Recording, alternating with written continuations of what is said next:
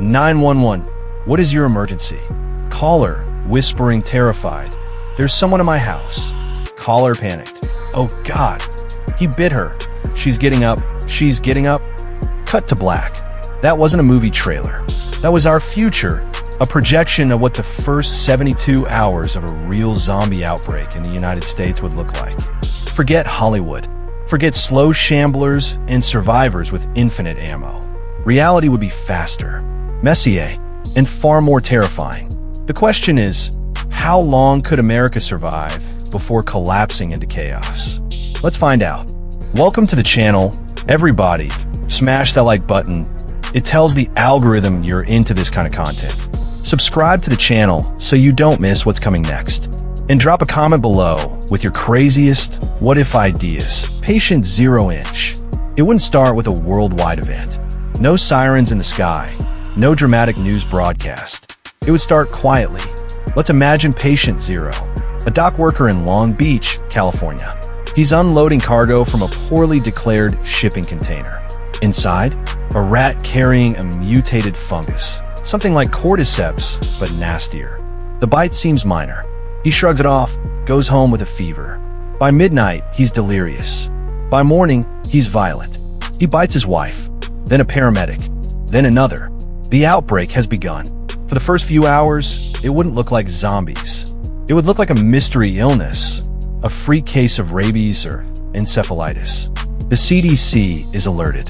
Emergency memos are written. But by the time the report even lands on a desk in Atlanta, half of Long Beach is panicking, and the virus has already slipped past containment. The spread? Here's the problem. This infection doesn't spread in weeks. It spreads in hours. Every bite is 100% contagious. One infected businessman boards a flight to Chicago. A truck driver, bitten and feverish, heads east to Dallas. A terrified family flees north to Oregon. The virus doesn't just spread randomly. It follows the arteries of America, the highways, the airports, the interstates. The military is deployed. The National Guard sets up checkpoints. FEMA rolls out quarantine zones. But how do you quarantine something you don't understand? Imagine a soldier hesitating to pull the trigger on what looks like a confused, staggering old woman. In that moment of hesitation, his entire squad is gone. And that hesitation repeats thousands of times. The military has the weapons, the discipline, the firepower, but against an enemy that never sleeps, never surrenders, and never hesitates. Even the most powerful military on Earth crumbles. The fall of America. By week 2, America is unrecognizable. The power grid shuts down, not because of zombies chewing wires, but because there aren't enough workers left alive to run the plants.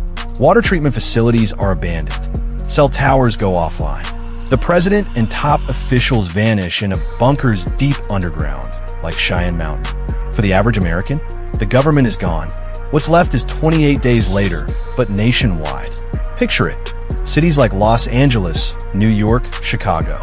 Once blinding with neon, now silent ruins. The only sounds are the wind, the echo of footsteps, and the endless moans of the infected. Within a year, 90% of the US population is gone. But that doesn't mean humanity is finished. It just means the rules have changed. The new tribes, the survivors split into 3 new archetypes. 1. The fortress dwellers. Ordinary people who turned everyday places into castles. Imagine a Walmart supercenter in Texas transformed into a fortress. A prison in Illinois. A gated community in Florida. They're stocked, fortified, but stuck. Sooner or later, the horde will find them. 2. The nomads.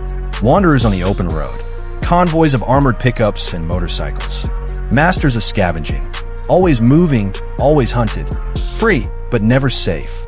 3. The rebuilders. Communities hiding in mountains, islands, and remote valleys. They farm. They filter water. They dream of something bigger than survival. A new society rising from the ashes. But this is not a utopia.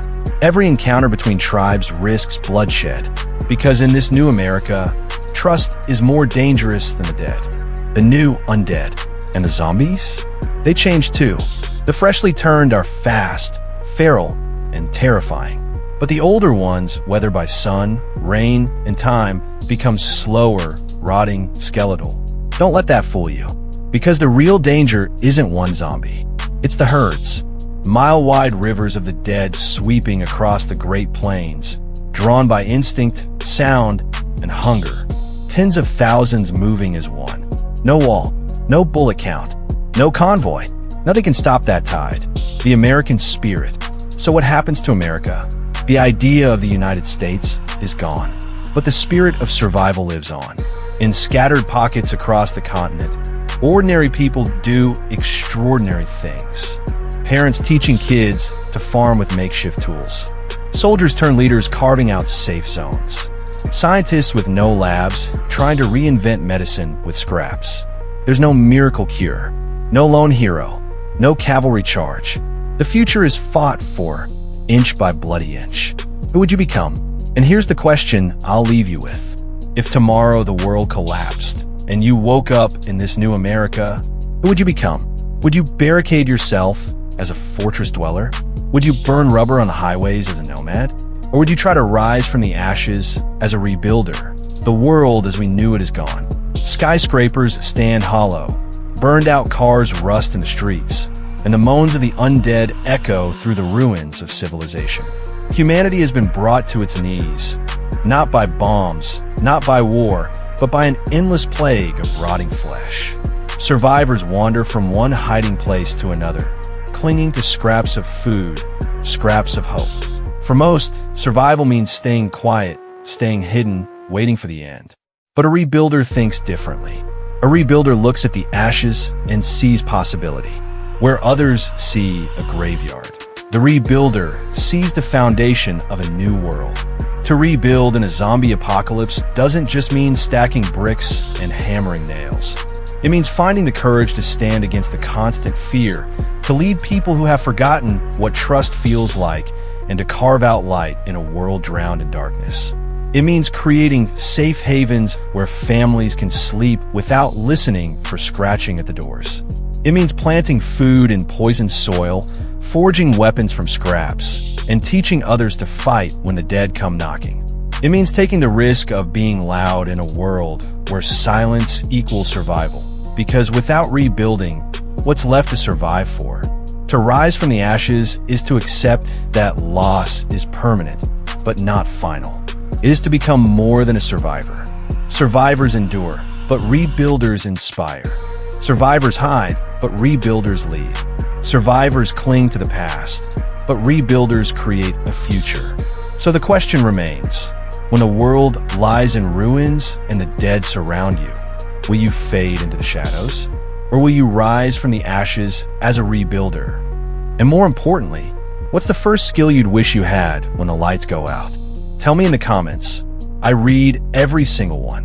And if you want to survive the next scenario we'll explore, hit that subscribe button. Because the outbreak is just the beginning.